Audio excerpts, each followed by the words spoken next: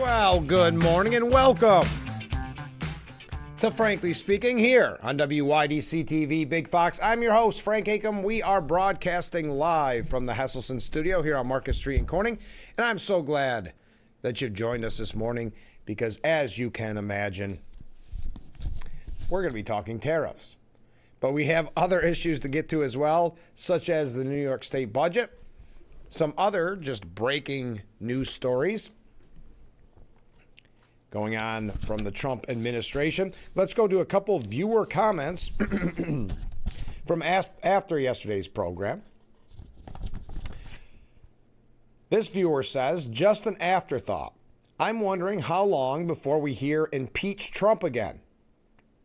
Boring emoji, sleep emoji. Well, technically, we have heard it.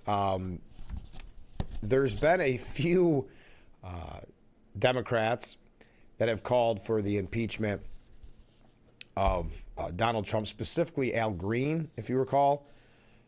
He was pushing it almost day one, but without the power because of the landslide victory in November, they're a little lost in the wilderness, so that's more for show than anything else. But yes, I think we'll start to see it more and more from the media and politicians, so that is a very good point, and it is sleepy. It is boring, and it's cliche. Comment from a different viewer. Hello, Frank. We enjoy your show. Is your show on a radio station as well as TV? No, exclusively on WYDC TV, Big Fox. I have that radio background, so I can understand why you would think that. And maybe you perhaps listened to the show when it was on radio, but no, we are exclusively, proudly on WYDC TV Big Fox. Comment from a different viewer. This is Rick. Now, Rick, in the past, is not a big Donald Trump fan. But as I try to do, as long as people keep it clean, try to read all comments. 350 million people, and we let one idiot make all the decisions that he is obviously highly unqualified to make. 25% tariff on the entire earth. Oh, just kidding. April Fool's Day.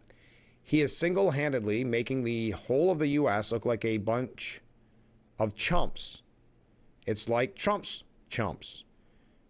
Don't keep their word, can't trust them to do business with, or be a solid member of NATO. If you work there, they will fire you. And to cut it way short, Don will drain your investments. Frank, I know you probably can't air this, but I want to vent. No, I air it. Look at the R&D, the research and development money he's taking away from our universities, and on and on and on. Thank you, Rick. No, we try to read all comments here, and I do appreciate it. I appreciate you watching. All right, so Trump announced 90-day tariff pause for most countries and raised China's rate to 125% as he blasts his yippee critics. That's what he called them, yippee. Trump announced, and if I don't know if you saw the coverage initially during the day I received, when I first saw the breaking story, you can see the bias in a media outlet instantly and how they word the headline. For instance, the New York Times sent out an email that Trump caves on tariffs.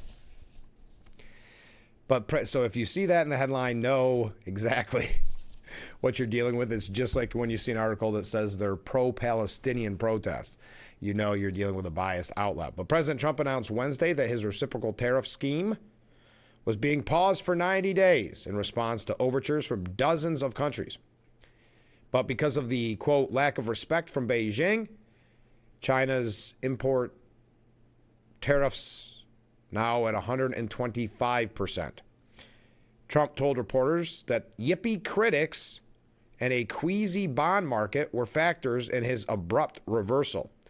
after uttering into a hot mic that a massive uptick in stock value has, quote, got to be a record, as the Dow Jones Industrial Average closed up more than 7.8%, saying it's got to be a record. Trump told reporters moments later he pressed pause because, quote, I thought people were jumping a little bit out of line. They were getting yippy. You know, they were getting a little bit yippy, a little bit afraid, unlike these champions, because he was being joined by NASCAR Cup Series champion Joey Logano and Ryan Blaney. I'm honored to have done it, and look, nothing's over yet, the president said. The announcement locks in a 10% tariff rate on most imports, excluding specific items such as vehicles, which face a new 25% tariff, and goods from Mexico and Canada covered by the USMCA trade deal until July the 8th, giving the administration time to hammer out those tailor-made deals, as he said 2 days ago. Tailor-made deals, not off the rack, tailor-made, custom-made. Treasury Secretary Scott Bessent predicted earlier this week it could take until June for the administration to finalize one-for-one agreements with nations on trade and other matters. President Trump saying yesterday, we are going to have something that nobody would have dreamt possible. Predicting that individual trade talks with countries would work out amazingly. A deal is going to be made with China. A deal is going to be made with every one of them. He added that it even takes guts for our country to go through it. That's why I said, be cool. Yes, yesterday, it was after the program. I'm not sure if it was on social media or if he said it to reporters, but he just had 2 words for the American people: be cool. Asked if he stalled the tariffs on the day they took effect due to a volatile bond market driven by a Chinese sell-off, Trump replied, no, I was watching the bond market. The bond market is very tricky. I was watching it, but if you look at it now, it's beautiful. The bond market right now is beautiful. But yeah, I saw last night where people were getting a little queasy. Later at the Oval Office, Trump explained that he had him and his aides had publicly insisted that there would be no pause because a lot of times it's not a negotiation until it is. Trump sent Wall Street into overdrive at 1:18. That's when it hit. 1:18 p.m. Eastern Standard Time, when he went to Truth Social saying, I have authorized a 90-day pause and a substantially lowered reciprocal tariff during this period of 10%, also effective immediately. More than 75 countries had contacted the White House to discuss one-for-one trade deals, according to Trump. So that's a little bit where we're at. He also said, based on the lack of respect that China has shown to the world markets, I am hereby raising the tariff charge to China by the United States of America to 125%, effective immediately. At some point, hopefully in the near future, China will realize that the days of ripping off the USA and other countries is no longer sustainable or acceptable. We have a tremendous amount of spirit from other countries, including China, Trump said. So we're in the process of figuring it out. Now, the decision to adopt a pause seems like it was all Trump rather than a recommendation from a particular advisor, said one administration official. Another insider said Trump's pivot caught major players off guard and came seemingly out of nowhere. A third source said it's the art of the deal. And we're going to tell you what people had to say about this. We have a lot of updates on tariffs. I do have quite a few updates and breaking news that I want to get to before we dive deep into what happened yesterday with tariffs. But Bessent said he and I had a long talk on Sunday, and this was his strategy all along. You might even say that he goaded China into a bad position. They responded, and they have shown themselves to the world to be the bad actors. Trump created maximum negotiating leverage, he finished by saying. So your thoughts on the pause, 90-day tariff pause? It depends on where you go and what outlet. And this is the question I posed to you this morning, because this is the talking points in the media. Conservatives bash Trump tariff pause, calling it stupid. They go through, and, listen, we reference a lot of conservatives. We reference a lot of liberal commentators. I don't, and maybe this is my own ignorance, and this piece was from, I believe, Mediaite Mediaite, saying that conservatives bash Trump tariff pause. I've got to say, the names that they have on here, I don't recognize a one. And I'm not saying that to demean them. I'm just saying I find it interesting to almost label all conservatives as upset over this tariff pause or the whole tariff situation. And then you quote conservatives that I'm just completely unfamiliar with. Now, the Telegraph of the United Kingdom went a little different, saying that the MAGA influencers, the online presence for MAGA that helped elect Trump, are questioning their faith after the tariffs. And this is one that doesn't really shock me. The one that they point to is Ben Shapiro, because Ben Shapiro has a kind of a history of being a contrarian, going against Trump in the past. So your thoughts on what happened with tariffs? Is it causing conservatives and Republicans and Trump supporters to question themselves and their vote, question Trump? Now, Wall Street did see a record rally, to Trump's point, yesterday after the 90-day pause, skyrocketing. The Dow Jones Industrial Average jumped 2,968.86, or 7.9%, which is the largest one-day points gain on record, to close at 40,608.45 after Trump posted on Truth Social that he would delay the tariffs. Now, this is interesting because, again, it depends on the media outlet you go to. But I was on Drudge Report this morning, and they're saying, well, this is what happened with the dot-com bubble. This is what happened. They're already predicting doom and gloom after what was a record-breaking day for the Dow. Trump's announcement comes after the Dow lost about 5,000 points over a week-long rout as investors panicked that Trump's so-called reciprocal tariffs could reheat inflation and even trigger a recession. Now, how much of that recession talk, inflation talk, was media created, I think, is another question. But the Dow and Wall Street seeing a record rally after that announcement. We are going to talk more about tariffs later on in the program, but we had to kick off the program with that, of course. But we've got a lot more to talk about. A couple quick updates when we come back. So stay with us. We're just getting warmed up here on Frankly Speaking on WYDC TV, Big Fox.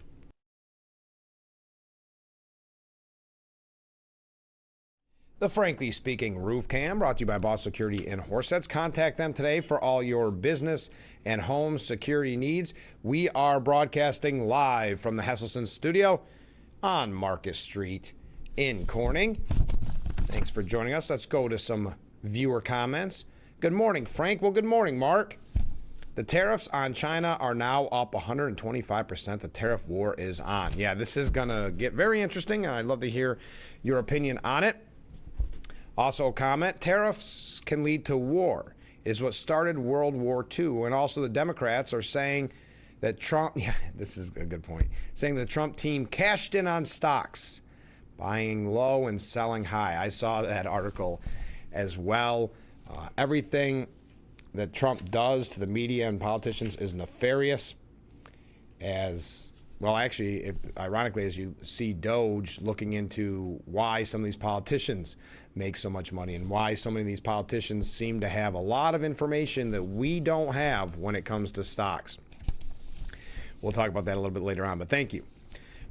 Last night, Mike Johnson did punt the House vote on Trump's tax agenda after, unfortunately, a GOP rebellion threatened its defeat.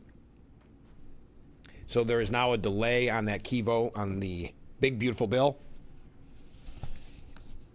It comes as fiscal hawks in the lower chamber have raised alarms at the Senate's version of the plan, which guarantees far fewer spending cuts than the House's initial offering. Speaker Johnson told reporters he would aim to hold the vote Thursday, today, the last scheduled day in session for House lawmakers before a 2-week recess. He added, however, that lawmakers could be kept in session next week if needed to pass the legislation, so he can always either call them back or make them stay during their spring break. He said, I don't think we'll have a vote on this tonight, but probably in the morning. We want everybody to have a high degree of comfort about what is happening here. And we have a small subset of members who weren't totally satisfied with the product as it stands. So we're going to where we're going to talk about maybe going to conference with the Senate or add an amendment, but we're going to make that decision. He also said there were multiple ways the House could move forward and Republicans would look at each one. Everything is moving along just fine. We have a little bit of room here to work, and we're going to use that. The House floor was paralyzed for over an hour during an earlier unrelated vote as Johnson met with Republican holdouts being behind closed doors. Two sources in the room said the holdouts did not speak with Trump, though it's not clear if he called people individually. Democrats, meanwhile, began calling for Republican leaders to close the lingering vote. As you know, no Democrat, of course, would vote for this. That essentially goes without saying. Tensions were high for those GOP lawmakers who remained on the House floor. I think he's quickly losing faith from the rest of us, meaning Speaker Johnson. I mean, he kept the entire conference out on the floor for 80 minutes while you play, we'll horseplay, we'll use that term, with these people, said one House Republican. And all day it was like, oh, we're going to get this done. The House Republican said all the chatter we were hearing was holdouts were down to single digits, but 17, 20 people were in that room. So clearly there was a much bigger problem that they were letting on all day. So kind of the Republican infighting that unfortunately is quite typical. We were hoping, and Trump just yesterday saying enough with the grandstanding, come together on this. But as Democrats unify around each other, Republicans typically fight with each other. Andy Ogles, one of the earliest holdouts, said, we've got to have something more substantive out of the Senate. If we're going to sell your house and I offered you a third of the price, you would laugh. Trump has directed Republicans to work on one big, beautiful bill to advance his agenda on border security, defense, energy, and taxes. So Speaker Johnson scrapping the vote on the budget blueprint. As a matter of fact, yesterday was a busy day in the House. I see that if you missed the news, that Congressman Nick Langworthy had to postpone his teletown hall as they are called. He said, right now I'm on the House floor for a crucial vote on the House budget resolution that I cannot miss. Unfortunately, due to the vote running longer than expected, I will need to postpone tonight's telephone town hall. I'll follow up shortly with a new date and time, so we will keep you updated on that when there is the new date and time for the town hall. So this, again, Johnson suggesting that the vote could come as early as this morning. If we hear any breaking news on the story, I'm sure it's not going to be early enough that it's going to be during this program. I wouldn't worry about that. Trump had said earlier in the week, I had a very good meeting today with the Speaker of the House and some of our more conservative members, all great people.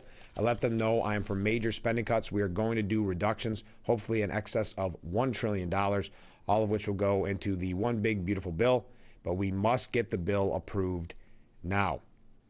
Chip Roy from Texas saying markets are rebounding in response to Trump isolation of China. So the political pressure to just get any tax and spend bill passed has lessened. There's time to get a much more beautiful deal done in line with what our voters expect. The original House blueprint, which the lower chamber adopted in February, laid out $1.5 trillion in assigned cuts for committees with a goal of shooting for at least $2 trillion. So that is an update as well. We're also going to talk, speaking of budgets, we're going to talk about the New York State budget here in just a moment. Before we go to break, another update. Elise Stefanik. People have been wondering what will happen to Elise Stefanik now that her ambassador to the UN nomination was tabled because Trump needed her in the House. Well, the problem is the position she was in, the leadership position she was in, was already filled because they thought, she's not coming back, she's going to the UN. So now they are trying to find a new position for her. Well, on Wednesday, she was appointed chairwoman of House Republican leadership and immediately made an impact. Within moments of the announcement that Speaker Johnson appointed Stefanik to the position, the Congresswoman cast the deciding vote to break the bottleneck and allow President Trump's endorsed budget resolution to the House floor. The move to vote with the America First agenda was symbolic for a Congresswoman with an unsurpassed record, fighting for and making sacrifices to advance Trump's efforts inside the Capitol. So now Elise Stefanik, and congratulations, making her triumphant return to the House of Representatives as the newly appointed chairwoman of House Republican leadership. So congratulations to Elise Stefanik. We'll continue to read your comments. Keep counting your waves, and we've got a lot more to cover from breaking stories yesterday. We are, out of necessity, going to talk about the New York State budget. There's a couple really good opinion pieces. We're also going to hear from Senator Joe Sempolinski, who released a statement on what is happening in Albany. So that's coming up in a little bit. Stay with us. This is Frankly Speaking here on WYDC TV, Big Fox.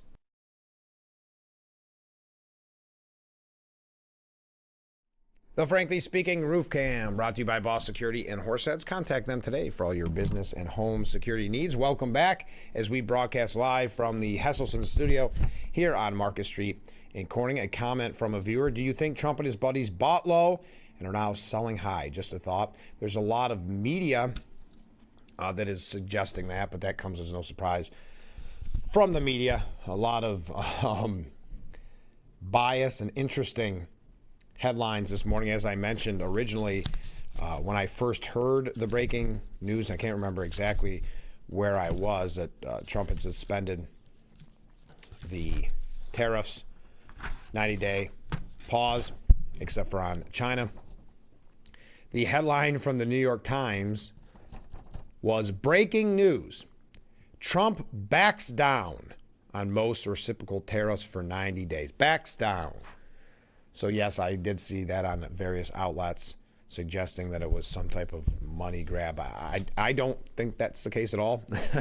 If it is, Trump's dedication to the grief he took to do that for his buddies would be remarkable. And I don't know. The DOJ moves to drop charges against one of the top MS-13 leaders living in the United States. This was breaking late last night as prosecutors seek to deport the El Salvador native 2 weeks after he was busted in a major operation. Henry Josu Villatoro Santos, we're going to call him Santos from here on out, was nabbed on weapons charges during an early morning raid at his mom's house in Virginia. Attorney General Pam Bondi moved to dismiss the charges against Santos, who will, quote, now face the removal process, according to a one-page court briefing filed yesterday evening. This coming out late last night. Bondi is seeking a fast track of Santos's deportation, according to the Washington Post. Santos's lawyer argued for the government's motion to be delayed for 2 weeks out of fear the 24-year-old gang member would be quickly deported and unlawfully sent to a prison in El Salvador. The charges were dismissed without prejudice, indicating prosecutors can charge Santos again. Santos was captured during a joint operations involving the FBI, ICE, ATF, the Virginia State Police, and Prince William County Police Department on March the 27th. So that is a breaking story from yesterday. Also, you may have missed this as well. Yesterday evening, House Republicans, I'd love to hear your thoughts on this, passed legislation aimed at limiting the reach of so-called rogue judges who have paused some of Trump's executive orders. We've talked about this a lot on the program. You have these kind of rogue judges who will just decide that they have, on a whim, have more power than the President of the United States and try to stop one of Trump's initiatives, whatever the case may be. There's numerous examples. And so far, Trump hasn't won on all the cases in the Supreme Court. But, well, I think he has at the Supreme Court, but at various levels, it keeps going back and forth. As we had said on this program, Trump must have spent the 4 years where he wasn't president lawyering up and getting ready for this, because they have come prepared. The No Rogue Rulings Act cleared the lower chamber in a 219 to 213 vote, with run Republican Representative Michael Turner from Ohio joining all Democrats in opposing the legislation. Representative Darrell Issa said, we took on the activist judges and their rogue rulings. Now it's on to the Senate to send this to the desk of Donald Trump. The legislation would generally prohibit district court judges from issuing nationwide injunctions that extend to non-parties of lawsuits and fast-track the appeals process by appointing 3-judge panels at random to hear cases involving the same dispute in different jurisdictions, and allowing that panel to issue an injunction that would otherwise be prohibited. Trump is expected to sign the legislation if it clears the Senate and reaches his desk. However, a senior GOP aide told the New York Post that the Senate was unlikely to take it up for a vote. Now, Senators Josh Hawley and Chuck Grassley have already introduced their own bills to curtail lower courts' authorities. This comes when they were suggesting you couldn't use the 1798 Alien Enemies Act, but that was deemed allowable. Other GOP bills have also been floated to rein in the federal judiciary, including a resolution from freshman Representative Brandon Gills to impeach D.C. District Judge, and this is perhaps the most famous of these rogue judges, James Boasberg. He's the man who blocked Trump from using the Alien Enemies Act, and a bill from Representative Andy Biggs to remove the jurist for failure to remain in good behavior. So that came in late yesterday. Look at all this breaking news we're starting with this morning on the program. Also, can you keep this all straight? So much going on.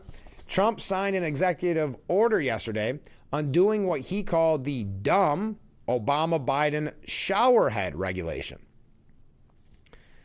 President Trump signed an executive order targeting water pressure regulations implemented by former President Joe Biden and Barack Obama, touting the action, well, you guessed it, quote, quote, America's showers great again. So make America's showers great again. Over-regulation chokes the American economy and stifles personal freedom. A small but meaningful example of this is the Obama-Biden war on showers, said Trump's executive order.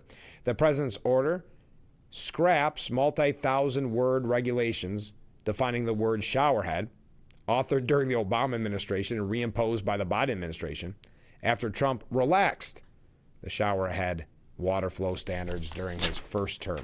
Quote, to the extent any definition is necessary for this common piece of hardware, the Oxford English Dictionary defines showerhead in one short sentence, Trump noted, directing his Energy Secretary, Chris Wright, to immediately rescind the overly complicated Obama-Biden-era federal rule on showerheads. I know this seems like a little thing, but it is a part of a larger picture, not just to highlight the fact of how much Trump does in one day, for heaven's sakes. I mean, you're talking about a day where you had the tariff pause, and then you had the record-breaking Wall Street day. You had they had the budget was going through the House, and of course that was punted on at the end. But all of this going on, and Trump at the end of the day signs an executive order, focused on showerheads, but a necessary one. This goes back to when he took on light bulbs. These seem like little things, like he even admits in the executive order,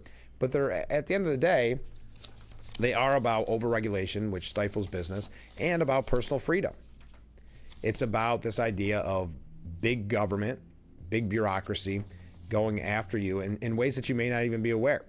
Now, Trump's order will return showerhead water flow standards to 2.5 gallons per minute, and that was in place since 1992.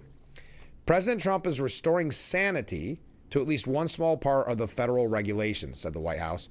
The order frees Americans from excessive regulations that turned a basic household item into a bureaucratic nightmare. No longer will showerheads be weak and worthless. Now, the White House argued that the Obama-Biden regulation served a radical green agenda that made life worse for everyday Americans and made some multi-nozzle showers illegal. The order also applies to sinks and dishwashers. The White House said no market failure justifies this intrusion. Americans pay for their own water and should be free to choose their showerheads without federal meddling. President Trump is slashing red tape and ending Biden's dumb war on things that work. And this had been a topic before. He had mentioned this on the campaign trail. So it doesn't come as a surprise. Just imagine that kind of busy day when you're talking about 125% tariff on China, all while suspending or pausing the 90 days the tariffs on other countries. And then at the end of the day saying, you know what, I'm not going to go to bed early. Let's sign some executive orders, and I want to focus on Shower heads. All right, we got to take a short break. I see a lot of comments coming in. Keep them coming in. Anything else you want to talk about? There's so much to talk about. We're going to get into tariffs a little bit later on. We're also going to talk about New York State issues, a few things here about just White House happenings in general. So stay with us. This is Frankly Speaking. The Frankly Speaking Roof Cam, brought to you by Boss Security in Horseheads. Contact them today for all your business and home security needs. We are back broadcasting live from the Hesselson studio on Market Street in Corning. So I know I'm going to get to your comments here in just a moment. We got a lot of comments coming in. On our website, wydctv.com, they've added a new feature, and I wanted to mention it to you because first let me make clear, it's question of the day, and I was looking at it today. I don't write these questions. I know we ask a lot of questions on this program. I do not write these, but if you're looking throughout the day for something to do, sometimes it's something as simple as coffee, tea, or energy drink. Or the other day it was, do you still play board games? Today, little more controversial. Should the PGA Masters play at Augusta because of their background and some of the controversies which has been brought up before? Now, let me say this. The answer is yes, no, or it's more complicated. But let me say this. You don't have to answer on this program. I'm not going to read those answers. It's just a survey. We'll give you sometimes as these pop up and as we have a moment before we get into other topics. I will sometimes bring up the question of the day. I'll sometimes read the results the next day. That one is one of the more controversial ones I saw, but that's at wydctv.com, wydctv.com. Also, you can find some more articles from the past interviews from Frankly Speaking. This is an unrelated section to that website, but question of the day. So get your comments in on that, but not for this program because I can't read each individual one, but I can tell you the results tomorrow. So comments from viewers. Good morning, Frank. Well, good morning, Fred. How do politicians get so rich? One method exposed in yesterday's Doge committee meeting was that family members lease real estate to the federal government at exorbitant rates. Oftentimes, these buildings are barely used as employees work from home. You know what? Can I come back to you on that one, Fred? Because I have some information on that. But you're exactly right. And especially since COVID, these buildings sitting empty. We've heard a lot about that from Doge. So I'm going to get back to your point on that, Fred, because I've got a piece. Coming up from another viewer.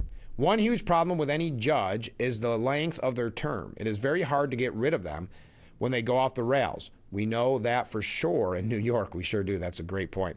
Comment from a different viewer. If Trump bought low, knowing that the stocks would rise, he advised everyone to do the same. 20 hours ago, he posted on Truth Social that, quote, this is a great time to buy. The media's attempt to call insider trading falls flat once again. The news of the additional tariffs on China could easily have triggered a greater sell-off instead of a gain. The stock market has a mind of its own. Another comment with a little different opinion on this. I love to see Trump trolling the media and Democrats, but yesterday's posting that this is a good time to buy just hours before suspending tariffs crossed an insider line. We haven't heard the end of that. Insidergate will probably evaporate like Signalgate. Yeah, well, I think it will evaporate. I mean, it's not. It's what they're running with right now because they're looking for anything they can to attack Trump. So I don't see, it was quite I know we brought it up on the program, so it was quite a few hours before the decision was made, but yeah, they're gonna run with anything they can, and I would agree with both of you. I think it makes it fall flat, but I don't think that stops the media from trying to make it a bigger deal, much like in your great reference, Signalgate. But back to what Fred said at the beginning, Elon Musk and Chuck Schumer trading verbal blows. Business tycoon Elon Musk floated the idea that Chuck Schumer is somehow profiting off of government fraud, though the lawmaker has pushed back. I like that, and the media has to do this. This is coming from Fox News. Somehow profiting. Well, this man has been in politics his whole life, his whole adult life, and he's not a poor man. Elon Musk posted yesterday, Chuck, I'm starting to think you're getting a piece of the action with the government fraud. But no, that couldn't possibly be the reason, could it? Schumer fired back, saying another Elon lie. He wants you to think anyone who dares to stand up to him is committing fraud. Meanwhile, he's taking tens of billions from the government. He's taking, what a misleading way for Chuck Schumer to present that.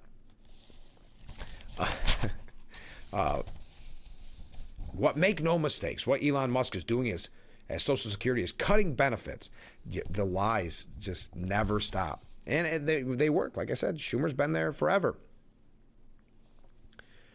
Elon Musk shot back, the intern running Schumer's social media account is lying. By the way, speaking of that, and that's, let me just say that is definitely an intern, or that is definitely someone on his team that is writing that. Now, I'm not suggesting that Schumer doesn't get final approval, but no, Chuck Schumer is not in his SUV driving to some other press junket typing that out himself. There is a growing list of candidates who won't yet back Chuck Schumer in the Senate. Now, keep in mind, this is years off, but for Axios, far left Axios, to post this already is kind of interesting. Schumer has moved to quash any question about his position as Senate Democrat leader, but it's an issue that could split Democrats on the campaign trail. Former Representative Wiley Nickel, who announced his Senate bid Wednesday, didn't commit to backing Schumer as leader in an interview with Axios. Mallory Micaro, a Democrat state senator running for the chamber in Michigan, was more concrete last month. She said she wouldn't vote for Schumer if she were elected. Democrat donors and strategists told Axios they expect the question of Schumer's leadership to surface in a number of primaries this year. Nickel isn't shying away from casting himself as an ally of the liberal grassroots movement that has been pushing for the ouster of Schumer. Asked if he would vote for Schumer as leader, Nickel demurred. He praised the Democrat as an absolutely fantastic leader who has done a very good job running elections and legislation, but added the hypotheticals about Schumer just aren't my focus. The bottom line, Schumer has experience with candidates who have questioned his leadership tenure in the past. So a little pushback on Schumer. That's an update. One other update. Oh my goodness, we have so much to get to. By the way, did you see that they're making a star recently? As we talk about Schumer, they were telling AOC, the New York Times, that is, she should challenge Schumer in a primary. Now, I don't think he's up for re-election until, was it 2028? So, I mean, plenty of time. Was saying that she should also run for president, if you recall. Well, now they're pushing Gretchen Whitmer.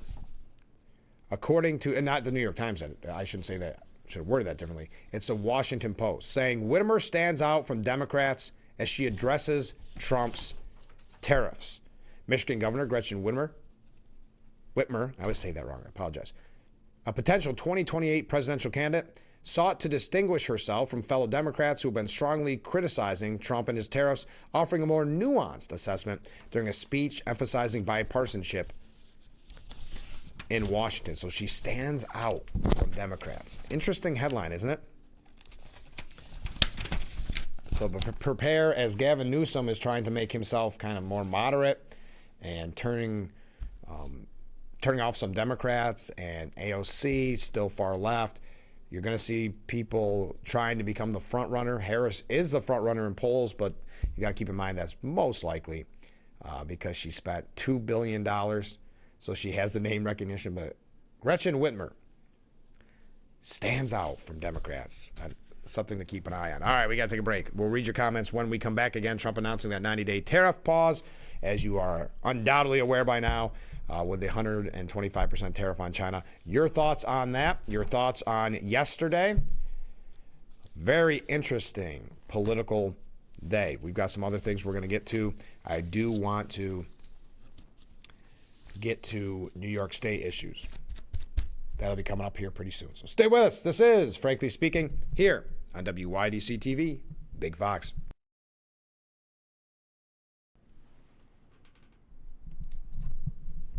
The Frankly Speaking Roof Cam, brought to you by Boss Security in Horseheads. Contact them today for all your business and home security needs. We are broadcasting live from the Hesselson studio on Market Street in Corning. A couple of viewer comments. Has Harris paid back the $20 million she was short? I actually don't know. We know she was sending out fundraising emails, looking to make it up. Yes, spent nearly $2 billion in her shortened campaign. How that is even possible should terrify you. If she got in office, what she would do with your tax dollars. I think you'd see a very different governing stance than you're seeing from Trump. Because if she could spend $2 billion on a historic losing campaign, $2 billion, imagine what she would do with your tax dollars. But even with that $2 billion, she came up $20 million short. And we saw, of course, after the fact, what she was wasting it on. I mean, most of those quote-unquote endorsements she thought she was receiving from these performers were actually getting paid to perform, those type of things. Rebuilding sets because for some reason she didn't want to go to professional sets to do podcasts. The list goes on and on. All right, comment from a viewer. Why does Hochul continue to punish people who obey the law? The ridiculous restrictions on purchasing ammo and firearms is unnecessary. P.S. Good morning, Frank. Well, good morning. Yes, and I know we talked about this a lot, that new ammo bill she signed into law, which if you use a credit card to buy ammunition, it puts it under a different category so that the law enforcement officials can see if you are quote unquote stockpiling ammunition. Now, I think most people would say, is there anything legal about stockpiling ammunition?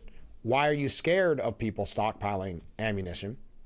And by the way, and this is a very important note, what is your definition, Governor Hochul, of stockpiling? Because as someone that's not an outdoorsman, who is not perhaps a hunter, I don't know what Hochul's history is with being outdoors, but someone that does not own guns, definition of stockpiling is going to be a lot different than someone that's out skeet shooting or is out as a hunter or just likes to target practice. I mean, I have not heard a clear answer of what stockpiling is, but I also think it goes to show you a lot about who Governor Hochul is in the state, that those in Albany are, that they think that you're automatically dangerous because you're quote unquote stockpiling ammunition. Well, let's say you bought, I don't know, a box of shells once a week for the weekend. Then you go out skeet shooting, they're gone. I know you would need more than that, but just bear with me. So, all right, you do that every week for a year because that's your hobby on the weekends. Is 52 boxes stockpiling, even though you've used up that box each time, so you really only have one box at the end of the year? I mean, they don't know when they're being used. There is no, oh, okay, well, that we'll say that's expired. He probably used, or she probably used that by now. That whole thing reeks of a lot of open for definition, open for trouble, if I want to be honest, of why she signed that bill and why we don't have clear answers on it and why it was ever necessary in the first place. So yes, I agree with you, viewer. Comment from a different viewer. Good morning. Well, good morning. Maybe it was my second cup of coffee when you were talking about the dreaded shower heads. I had a vision of a South Park script. Of course, the cartoon South Park. The invasion of the shower heads that threaten humanity. They could have a lot of fun with that. They could do a real good job with that. Shower heads. I think it's a bigger issue because it just shows you who Trump is when it comes to campaign promises too. Not only does he realize that the American people didn't want this shower head invasion of the Obama-Biden presidencies, and most presidents, if they even addressed it, it would have been just some sidebar how many years later, months later. But nope, Trump, last night after the huge stock market rally, the tariffs being paused, all that, and he decided that was the day to sign an executive order changing the shower head rules. But when he makes a promise on the campaign trail, he accomplishes it, or he does everything he can to accomplish it. And I think his record speaks for that. We got to get another short break. Stay with us. Wrapping up hour number 1 after this. So get your comments in for hour number 1, and then we'll begin hour number 2 in just a little bit. This is Frankly Speaking here on WYDC TV, Big Fox. The Frankly Speaking Roof Cam brought to you by Boss Security in Horseheads. Contact them today for all your business and home security needs. It's hard to believe, but we are wrapping up hour number 1 as we broadcast live from the Hesselson studio, and we still have so much more to cover. Let's go to some viewer comments. Avid small game hunters will tell you there are days when you use a lot of ammo. Absolutely, that's what I'm saying. So you're buying, you and your buddies are going to go out, do some small game hunting. You buy a lot of ammo. Maybe you use it all up. You go buy some more ammo a week or two later. They're not erasing that first purchase that you bought from your record. So you could be a stockpiler in Governor Hochul's definition, which we still don't know yet. You could be a stockpiler and have literally no ammunition after a long weekend. Again, you buy a box every week for a year, so you got 52 boxes, whatever it is. I'm sure at that point they're going to consider you a stockpiler, but each week you've used that box because you go out target practicing or whatever, target shooting, and you could be on some government watch list not even owning a box of ammunition. And why do they need to know that? Are they going to come to your door and have a conversation with you because they believe you've stockpiled ammunition? What is the purpose of knowing that information? These are all, I think, very important questions we need to know from Governor Hochul that we will never learn until, unfortunately, the law is misused. Until then. Comment from Fred. Chuck Schumer started in Congress in 1981. Yes, he has been in Congress longer than I've been alive. I would also add, just for a little bit of information on top of that, in 1974, Schumer ran for and was elected to the New York State Assembly. So since 1974, Chuck Schumer has been in politics. That at the state level, and then Congress in 1981, and staying in Congress, of course, then going to Senate, but in Congress in general, since 1981. Think about that. Amazing. And then we wonder why he's rich, and he forces, as Musk said, his intern to write a tweet for him refuting Musk. All right, we better go. Running late. Keep running late on the first hour. Though we have some. Okay, one last thing. The Kennedy Center, remember when they said the Kennedy Center was done because Trump took it over? Oh, it's over. No one's going to go. There's going to be boycotts. The Kennedy Center broke an all-time attendance record for a public event in March, despite the boycotts from Democrats. Again, the Democrats not realizing what November was all about, not realizing they don't have the popularity they think they have. The Kennedy Center's Earth to Space Arts Breaking the Sky fireworks show saw over 11,000 attendees, a new record for a public event. There you are. All right, now we better go. Keep those comments coming in. We can talk more about the 90-day tariff pause and China now being hit with a 125% tariff. If you'd like, we can talk about that. I do want to talk about the budget, probably when we come back. So stay with us. This is Frankly Speaking with hour number 1 in the books. Hour number 2 mere moments away, right here on WYDC TV. Big Fox, stay with us.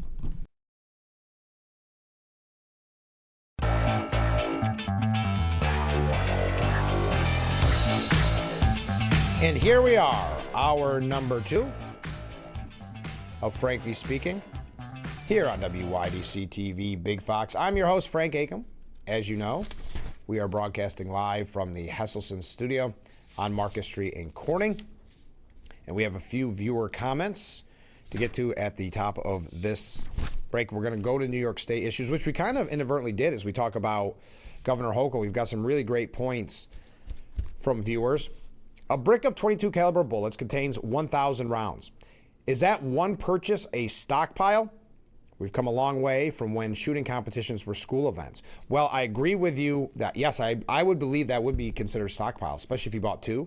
Again, we don't know. There's a reason why Governor Hochul put words in there that don't have definitions, that seem haphazard, which really aren't. There's a reason why they want loopholes and they want kind of free range.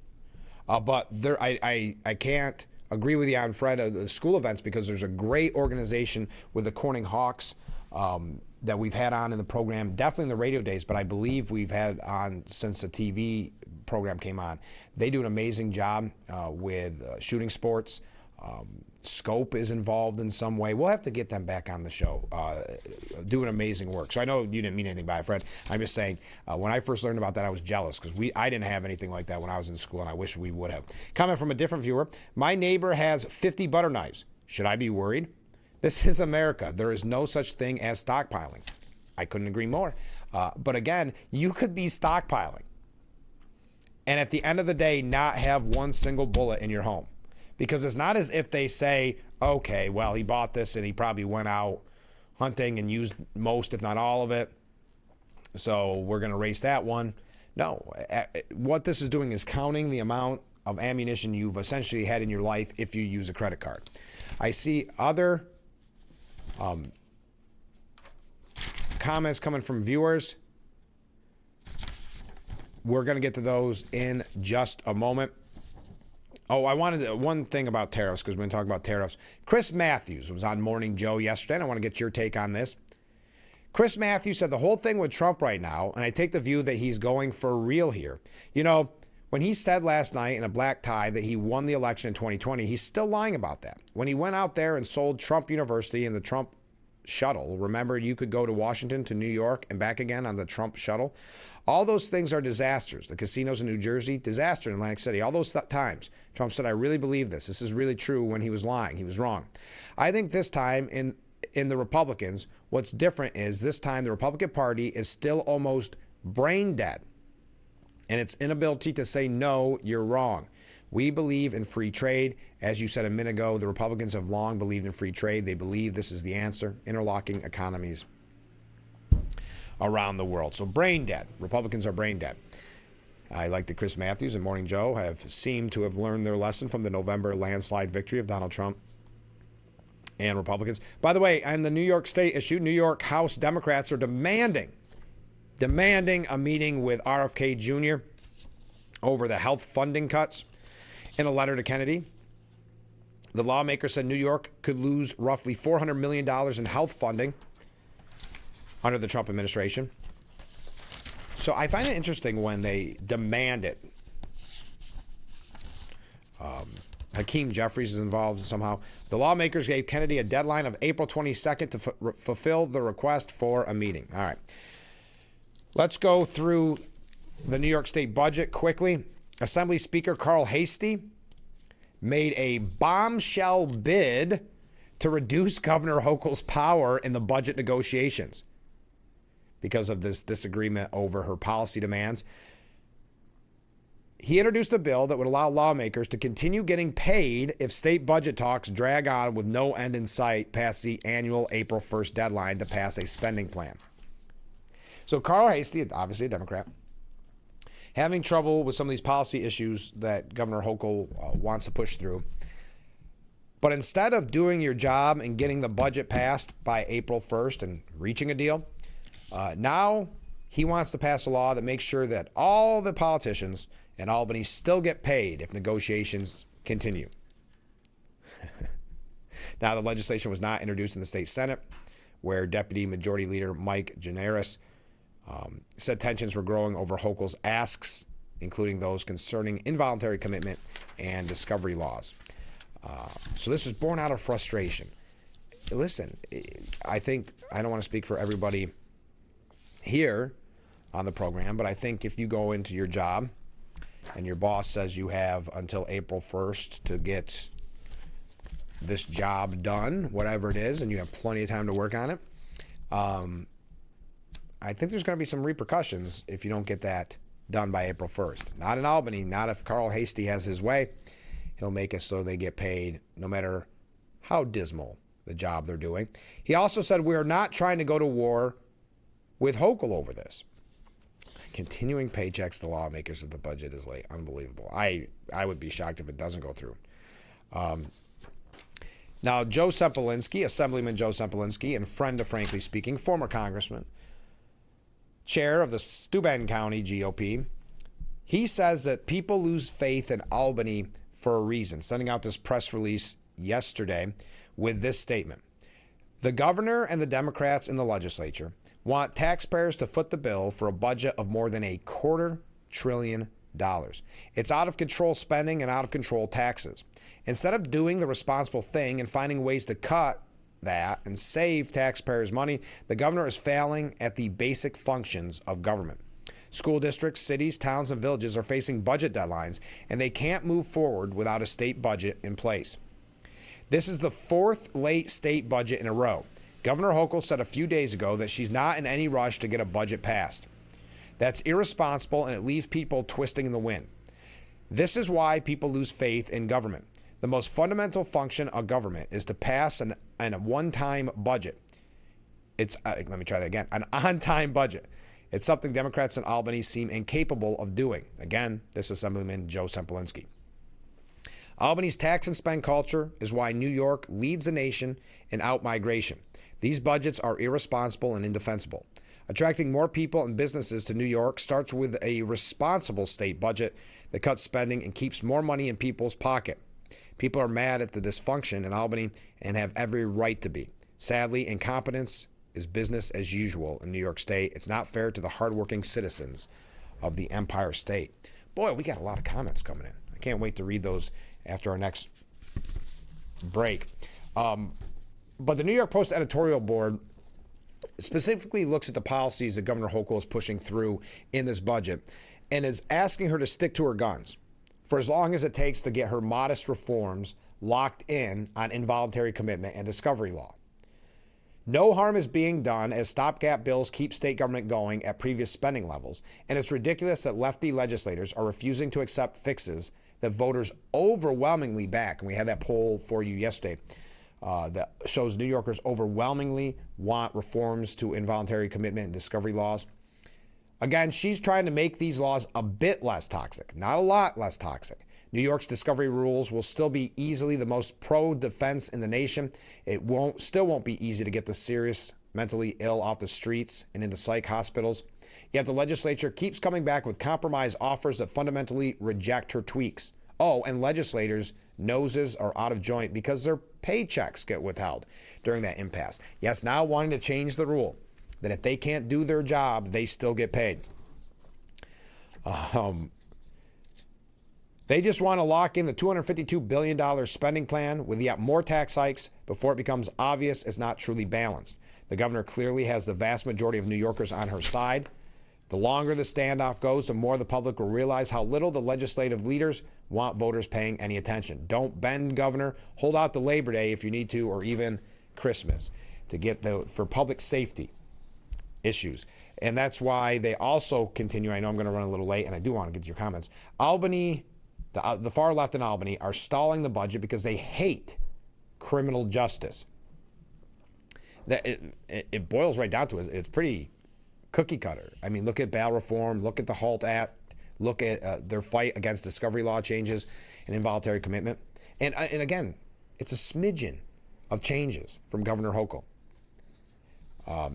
Lefty lawmakers don't trust judges to decide anything. They insist on sticking to rules that spring even the unmistakably guilty on trivial technical grounds. Too bad if that, say, puts a woman in grave risk of domestic violence, or a serial felon nabbed with an illegal gun gets to go free. It's madness. If we can't trust cops, judges, and prosecutors to run a good faith criminal justice system, why even have one? Maybe that's what radicals want, and those in Albany, and maybe some of the radicals' constituents, but not normal folks.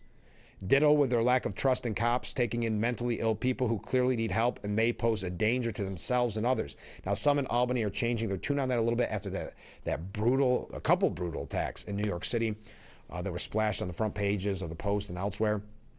But they're not doing it for the right reasons, changing. They're doing it for political reasons, for votes. Hochul's changes would make it easier to force someone at least to be evaluated for mental illness. She'd also give nurse practitioners the right to commit someone if a doctor agrees. Again, reasonable. Yet lawmakers won't hear it, citing phony fears of racism. Instead, they propose pouring mountains of taxpayer cash on unworkable, particularly upstate, crisis management teams that would be powerless to actually get dangerous, mentally ill people off the street. All of which leaves New Yorkers with revolving doors for repeat offenders, like we've seen recently in the news.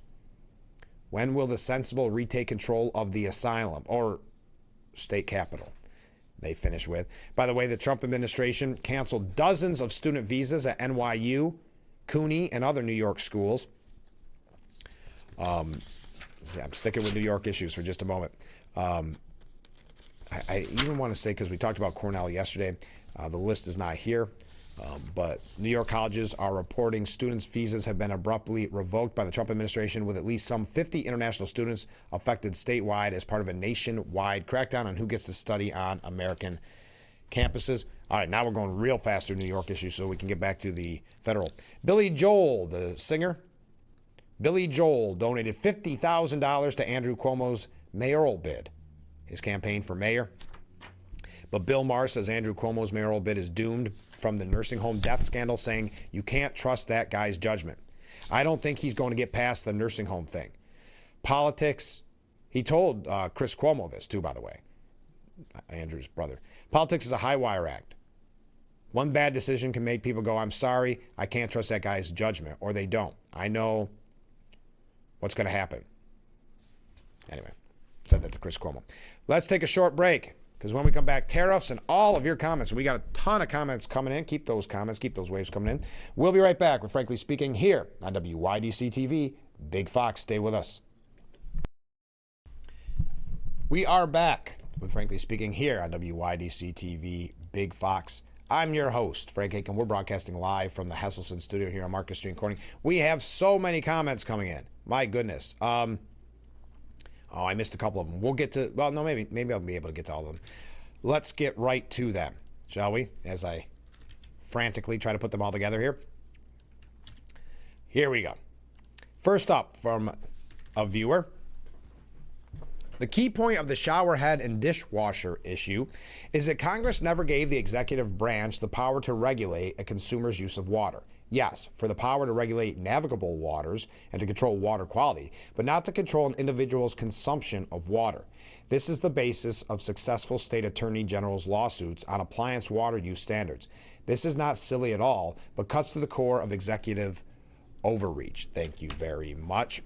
I didn't ever mean to signal. If I did, I apologize that it was silly at all.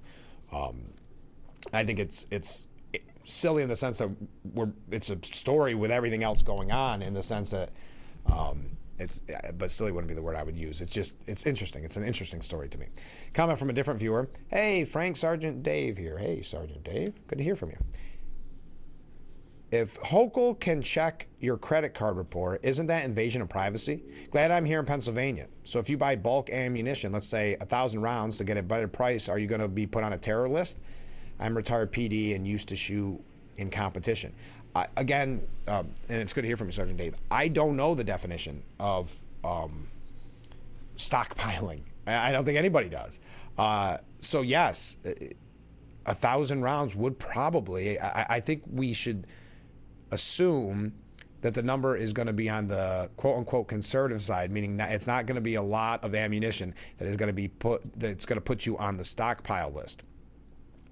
I would say it's an invasion of privacy, but I guess the way that they've changed it is that ammo purchases fall under another category, so that will be put in some type of database and given to law enforcement. And again, I don't know what law enforcement can do with that, because can they arrest you for stockpiling? Are they going to have a conversation with you? Are they going to search your home? Again, there's a reason why this is so open-ended and so general. It's typical Albany, typical really politician, where they know that this can now be misused. But I didn't know you were in PA, Sergeant Dave. I'm not going to say smart move, but I understand. Fellow New York residents will get mad at me if I say smart move. But a lot of people are boycotting New York State ammo and buying it in PA. I wish everyone would get together and boycott New York State hunting licenses to hurt Hochul's pocket. Then she might drop some of the ridiculous laws. I don't know when it comes to guns. Hochul is very strong anti-gun. I don't know how much it would take a lot for her to change. It would take a lot.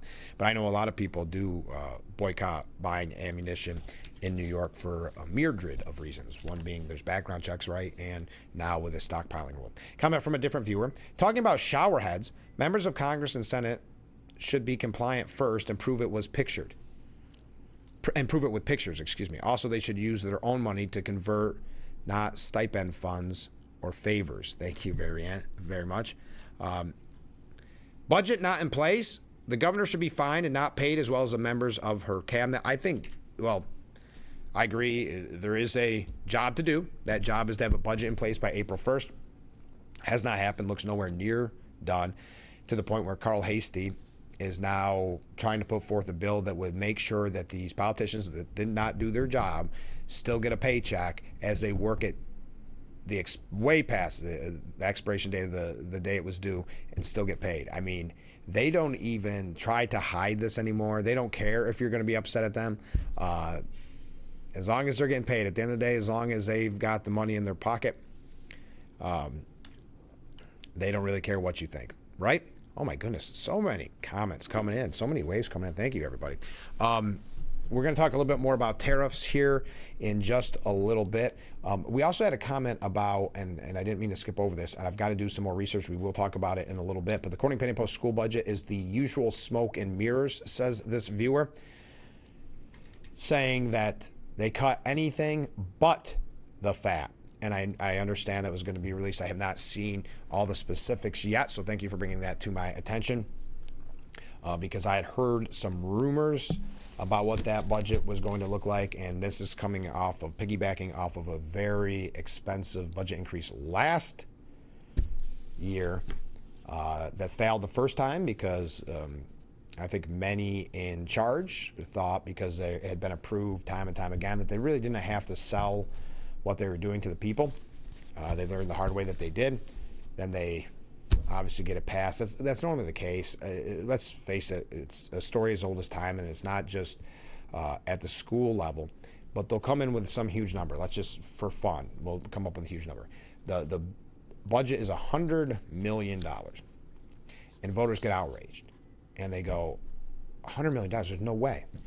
So they'll vote it down, and then they'll come back and say, you're right, we did a lot of cutting, and we don't want to get rid of football, and we don't want to get rid of arts and music. So what we'll do is we really cut it down to $95 million.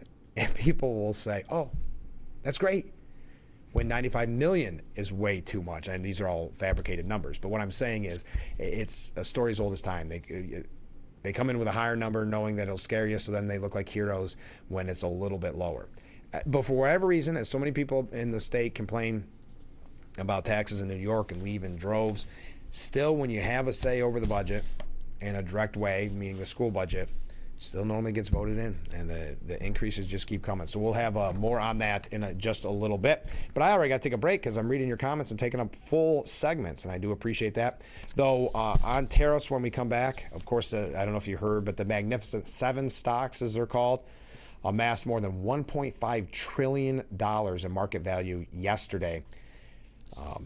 The gains did not erase the $3.4 million in value the companies have collectively shed since their peak in late 2024, but still $1.5 trillion in one day. We've got some other updates on the tariffs, but let's take a break because I don't want to run too late. This is Frankly Speaking here on WYDC TV, Big Fox. We will be right back.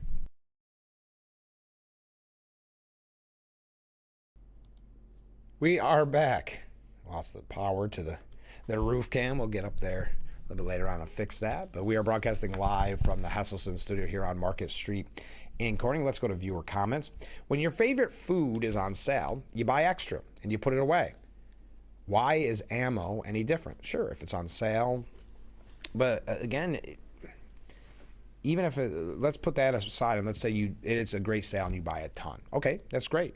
Nothing illegal about it, or at least shouldn't. But I just think about the fact that you could literally be buying small amounts over an extended period of time and be labeled, and using it as you go along, or using some of it, not using other, and be labeled as a stockpiler.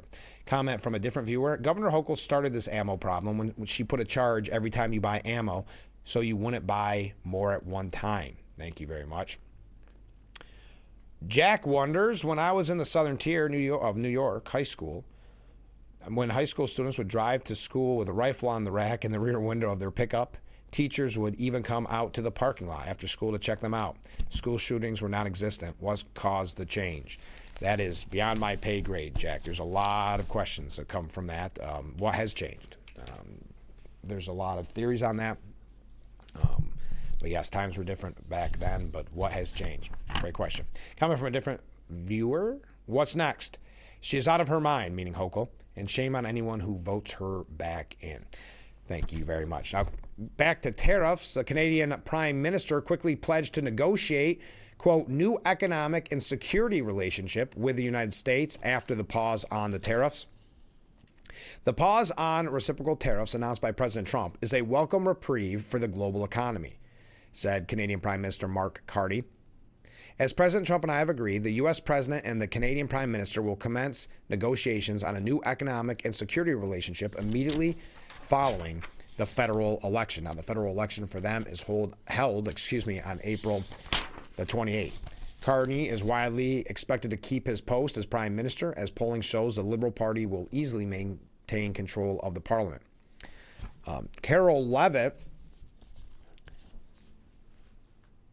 took a swipe at reporters over the tariff pause yesterday, saying, many of you in the media clearly missed the art of the deal. You clearly failed to see what President Trump is doing here. I do think they missed, but it's not even that they missed it, because they did. I think it's more about the fact they are looking for anything to paint Trump in a negative light. And it's easy for them to point to the stock market when you're going through a situation like this with tariffs to say, look, you're losing all this, you're losing all this. Well, you're not losing unless you sold at the very wrong time. So I think this was just a way to scare people and make people change their mind about Trump or hate Trump. It was, I think Carol Levitt is right.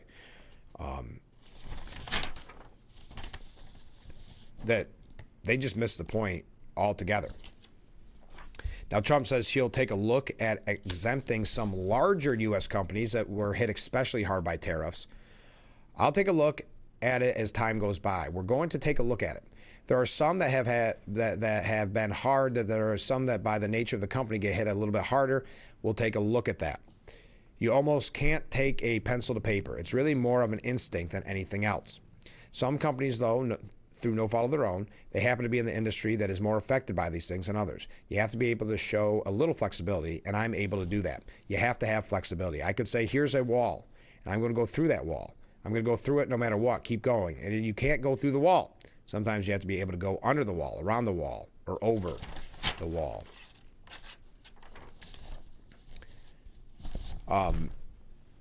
Now, Charles Gasparino, who, if I am not mistaken, I believe had a piece that we brought to you a couple days ago talking about why this was all happening, the tariffs, what this would mean. He said Donald Trump finally decided to take the proverbial win on trade, and the stock market rallied nearly 3,000 points. You can thank the bond market with an assist from Treasury Secretary Scott Bessent for making it happen.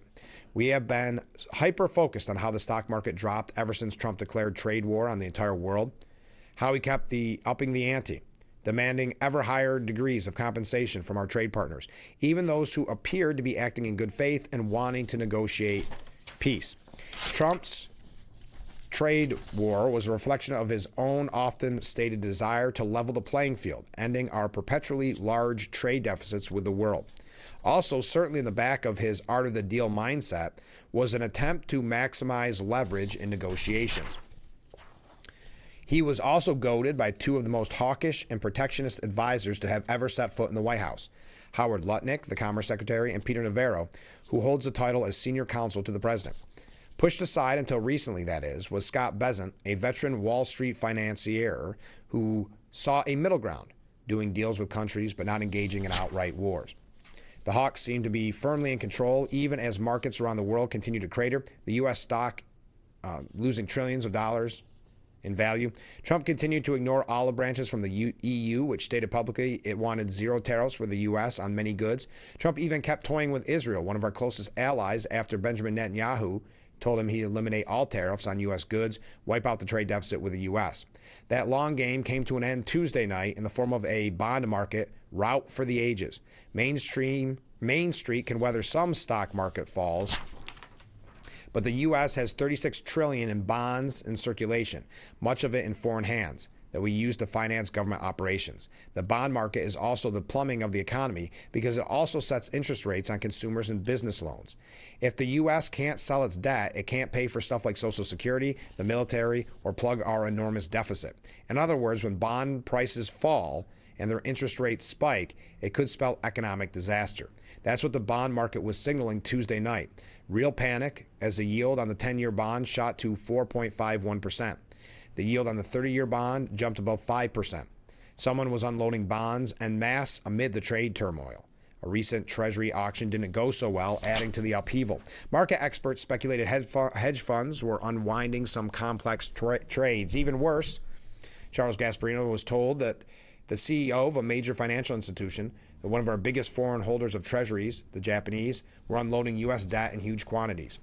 Many fingers pointed to China, our long-term adversary, economically and militarily, but it was a friendly country, selling in huge quantities and sending interest rates into dangerous territories. That type of instability clearly made an impression on Bessent. What happened next is one for the history books. It was Bessent, not Lutnick or Navarro, who held a press conference saying our trade war with the world, except a hyper-belligerent China, was over, or at least on pause. He attributed it to Trump's negotiation style, playing the long game and getting people to the table to discuss lowering trade barriers. It's a win that Wall Street is pleased Trump took. So we've got a couple other things on tariffs. We are going to catch up on some other stories as well. I see a lot of people weighing in on the New York State budget and Governor Hochul, which is actually, we originally brought it up on the program last week, but it kind of came up again this morning, which is Governor Hochul signing that law into effect that would change credit card definitions, if you will. So when you buy ammunition is put in a different category so they can keep track of how much you are quote unquote stockpiling, and if that becomes an issue, address it. Now, we don't know what the number is on stockpiling. We also don't know how they would address that issue and why they need that information. Okay, stay with us. We'll be right back with Frankly Speaking here on WYDC TV Big Fox. This is Frankly Speaking, and I am on break number 3. There we go. With Frankly Speaking, broadcasting live from the Hesselson studio here on Market Street in Corning. I'm your host, Frank Hakem. Let's go to some viewer comments. Good morning, Frank. Well, good morning. With regard to school budgets, I think I brought this topic up once before. Think back to when citizens were given a say in accepting the annual budget. The first year, I believe, it failed. So the school district had to recalculate a new budget. I visualize after that first year, school administrators calculating the next year's budget and added an arbitrary amount, proposing that inflated budget as the budget for the next school year. If it passed, they probably felt that they were victorious. If it didn't, propose the original budget as a contingent budget, which was then accepted. Yes, the contingent budget is probably what they really could shoot for. School administrators still felt victorious. For that reason, I always vote against the initial budget because I use my vote as a check and balance in an attempt to keep school administrators honest. Appreciate that way of handling things.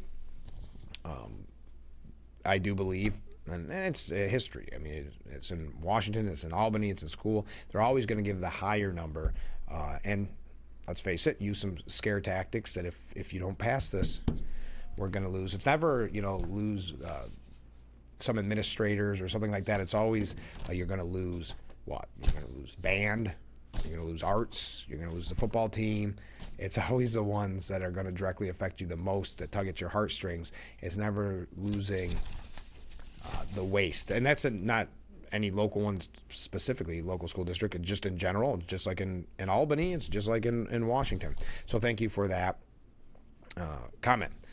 I wanted to, before we get back into the tariff talk and moving along from that as well, I wanted to remind you, because today is the day of the event, that there is, here we go, a Veterans Lunch and Benefits information session being held today from 11 till 1. It's absolutely free. It's being held by our friends at the Steuben County Veterans Service Agency and Dwyer Program.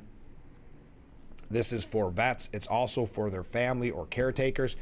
You'll learn all about your benefits and learn and be able to ask questions to the experts. So that is at Forest View Gang Mills Fire Department.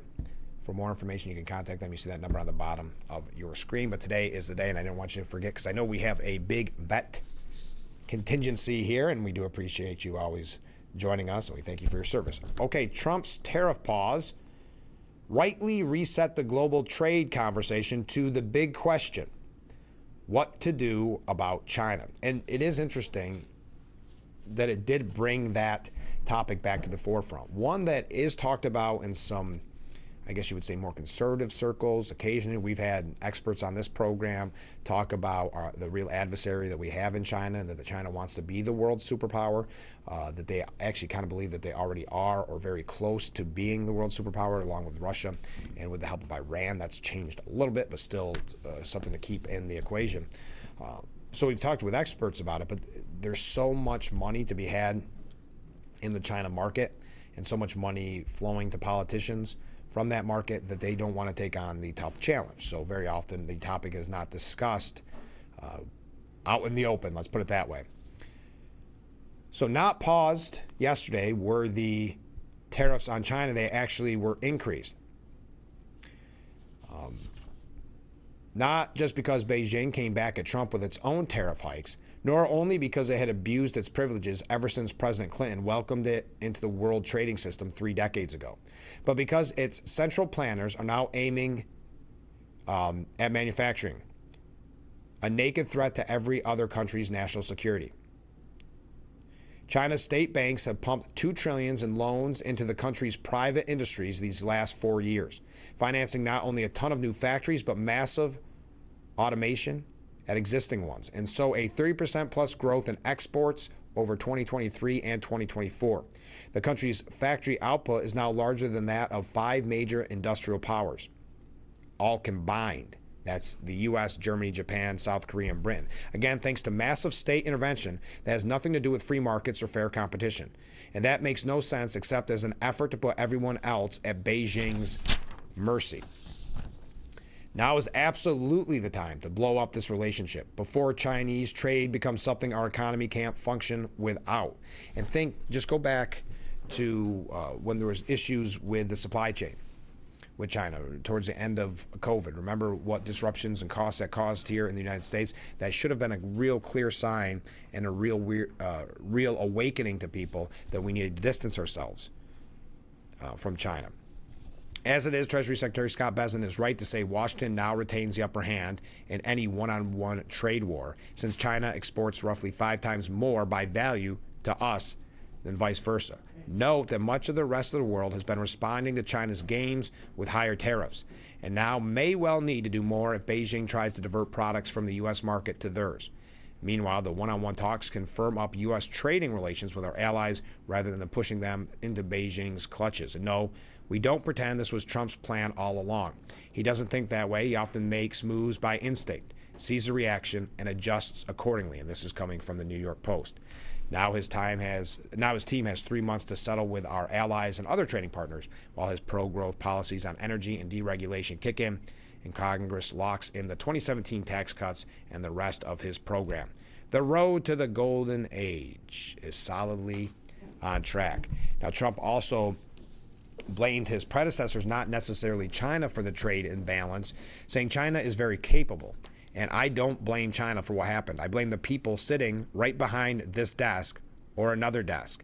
You get your choice of 7, referring to the past presidents. I happen to pick the resolute. But I blame the people sitting behind this desk for being stupid, incompetent, or not having courage. This should have been done years ago. This should have been done before Obama, in all fairness. Not only Biden and Obama. This started with the World Trade Organization, which was owned by China. It was owned and paid for by China. They didn't even have to do things. They considered them a nation that was undeveloped. They said they were a developing nation. Well, we're a developing nation too. If you think about it, look at our inner cities. Look at what's happened. I think we're starting from ground zero there, right? So we're a developing nation too. I know a lot of people would take heat for saying it, but I blame the people sitting at this desk more than I blame China, that meaning past presidents. They were stupid people, maybe corrupt. I don't know. I don't know how you could be that stupid. How do you get to be president and you're stupid? But they certainly weren't courageous, and they allowed this to happen. This, again, if you're just joining us, I don't think I have to tell you who it is with some of that language, but President Trump. And with Japan and with many other countries that took advantage of us, we had deficits with almost every country. I used to read these things first term. I'd read them. I'd actually read the agreements. I'd say, how could anybody agree to this stuff? So certainly they were rough and they were tough and they were smart, and you can blame them. But I really blame the people that allowed them to do it, because, you know, if you could read first grade and you could read these agreements, you'd say these are terrible, terrible deals. All right. China, there is a piece, we're not going to be able to get into it, but if you want to learn more about this and the tariff deal, Jared Downing has a piece called How China Has Amped Up Its Factories and is Threatening to Crush the U.S. Industry with a New Tsunami of Cheap Products. And that kind of ties in with that piece that we were telling you about earlier before we read Trump's quotes. It's a really fascinating piece, and it gives you a little more understanding of how China has ramped up its threats. And again, many in Washington want to bury their heads in the sand and don't want to talk about it because there is so much money involved. But yeah, as of yesterday, Trump doing something about it. Now the tariffs, I know that you are aware by now, but in case you're not, the tariff rate on China is now 125%. But most countries are seeing a 90-day tariff pause, as we've been talking about all morning. And we've been talking a lot about the New York State budget. Carl Hastie trying to put forth a bill that says even though they didn't make the budget deadline of April 1st, they should all still get paid. No matter how long it goes, that the people whose job it is to get a budget passed by April 1st that did not do that should all continue to be paid until there is a budget. Your thoughts on that? We've been talking about Governor Hochul and her push for gun control. We have a couple other things here about the Trump administration. A few things here just in general to catch up, because this morning is going quickly. We don't have a lot of time together, so make sure you get your last minute comments in, and we will be right back with Frankly Speaking here on WYDC TV, Big Fox. Stay with us. Welcome back to Frankly Speaking here on WYDC TV, Big Fox. I'm your host, Frank Hakem. We're broadcasting from the Hesselson studio here on Market Street in Corning. A couple comments from viewers from during the break. The Chinese yen just hit its lowest level against the U.S. dollar in 18 years. Well, I did not hear that specifically. I do know that as of yesterday, it was the lowest, I believe, it was since 2017. I don't know what has happened since yesterday and when the tariffs have took effect in China. I will find out that number for you specifically. But the reason I bring up this viewer's comment is because I said, what does this mean for the global economy? It is quite a shakeup. It's going to be very interesting. We'll see what the president has to say about it this morning. Always so much breaking news. But thank you for that. Comment from a different viewer. My unsolicited 2 cents. We took God out of the schools. Oh, and that's in reference to the school shooting not question, but that someone said, why has it changed so much? And why has the culture changed around firearms? Comment from a different viewer. Further, do citizens realize that we are not really voting on the entire budget? This is in reference to the school budget. Yes, are we covering a lot of topics on Frankly Speaking this morning? We sure are. This one is in reference to the school budgets. Do citizens realize that we are not really voting on the entire budget because most of the budget is mandated, and therefore we as citizens really don't have a voice on the entire budget? It's probably closer to 25% of the actual expenditures. Thank you very much. We're going to be talking about school budgets here in a little bit on the program, not today, but as we get more information, because the budget vote is normally around May. So we'll have all that information for you, and we'll hear from all sides of the issue. I have heard some rumors about here in Corning Painted Post what their budget looks like, because if you recall last year, it got voted down on the initial vote, and then the second budget passed, as that one viewer kind of alluded to. It's an old, really negotiating tactic, if you will. You come in high, and then you say, whoa, voter, you won. It's only this much more expensive. And voters go, whew, thank you very much. It only cost us millions and millions of dollars. Thank you very much. So yes, we can kind of see that coming a mile away. But I understand it's going to be a very expensive year. We'll put it that way. So we'll see how that vote goes. That's my understanding as of now. The FBI director, Kash Patel, has been removed from his role as acting director of the Bureau of Alcohol, Tobacco, and Firearms and Explosives, and replaced by Army Secretary Daniel Driscoll. This was confirmed late yesterday. Reuters was first to report the leadership change, which the U.S. Justice Department had not disclosed publicly. Patel was sworn in as acting ATF leader on February the 24th, 3 days after he was sworn in as FBI director, a role he continues to hold. It was unusual for one person to be tapped to lead two major Justice Department units at the same time, so not necessarily a surprise. A Justice Department official confirmed Patel's removal and said it had nothing to do with his job performance, but they could not speak on the story itself. U.S. Army Secretary Daniel Driscoll is now serving as acting ATF director, the Justice Department official has said. 3 other sources familiar with that confirmed it with the New York Post. It is unclear when Patel was formally removed from his post or when Driscoll was notified. Now, that was breaking yesterday. We have a few other things here. I'm just looking at the time, and we may take this break a little bit early so then we can have more time together in that last segment so I can read your comments, get those comments in. Keep weighing in on, well, you name it, the list of topics we've covered this morning. We could talk about shower heads. We could talk about tariffs. We could talk about China and specifically the New York State budget, the budget. Oh, by the way, speaking of the New York State budget, and I forgot, this got lost in my stack of paperwork. I know yesterday we played that audio for you from Assemblyman Phil Palmisano, but I wanted to mention that when he spoke, he gave an interview and said, I didn't realize how bad the numbers were in New York until I stepped onto the assembly floor in 2011. And this is in reference to Donate Life. He's a very big supporter of Donate Life. And he mentioned his sister, and this is such a touching story. I know he's talked about it on the program, but he said her first transplant came from the kindness of a stranger who made the selfless act to sign up to be an organ donor. Teresa, Phil's sister, had that transplant in 2000, and then 6 years later, I had the privilege, meaning Phil Palmisano, to donate a kidney to his sister.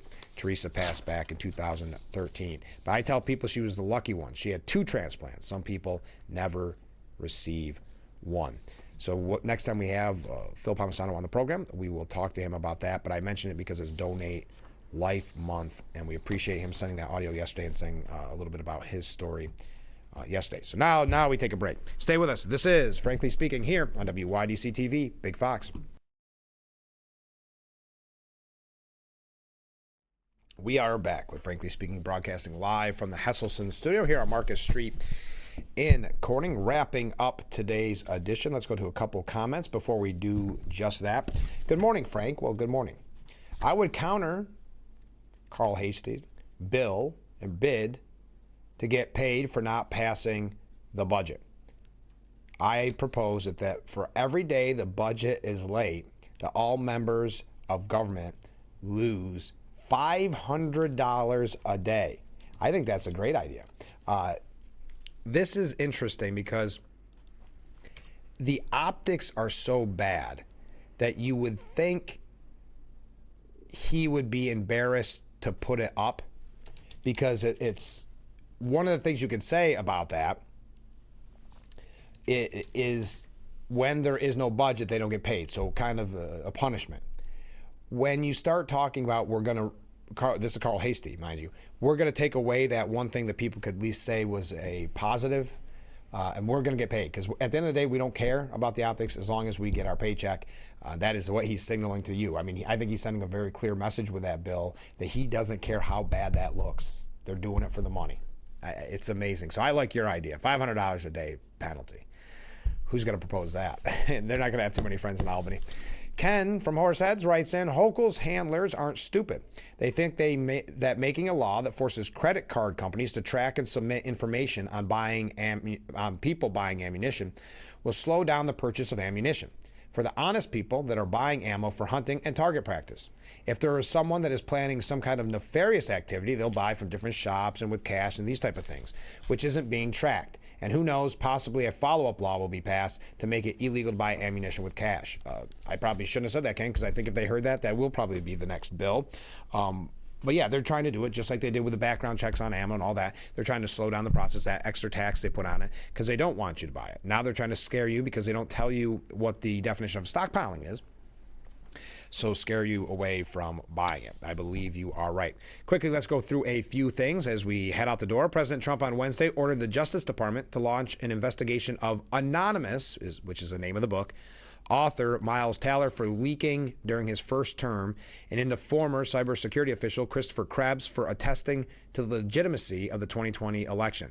I think he's guilty of treason, if you want to know the truth, but we'll find out. Terrible guy, Trump said of Taylor.